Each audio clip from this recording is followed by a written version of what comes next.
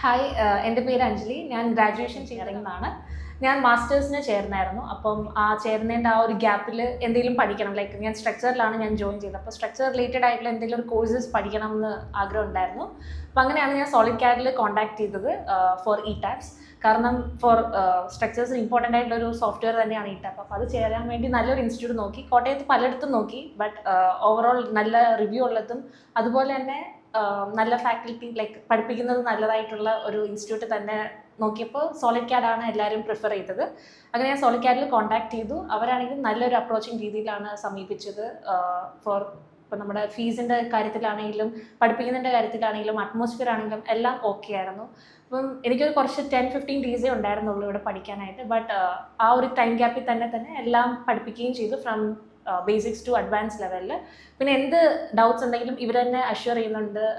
എപ്പോൾ വേണമെങ്കിലും നമുക്ക് ഇവിടെ വന്ന് ചെയ്യാം, അല്ലെങ്കിൽ നമുക്കൊന്ന് പുതുതായിട്ട് പഠിക്കണമെങ്കിൽ തന്നെ ഇവിടെ വന്ന് ചെയ്യാം എന്നുള്ളൊരു ഓപ്ഷനും കൂടി ഉണ്ട്. സോ ആഫ്റ്റർ ഓൾ എല്ലാം ഗുഡായിട്ട് തന്നെയാണ്.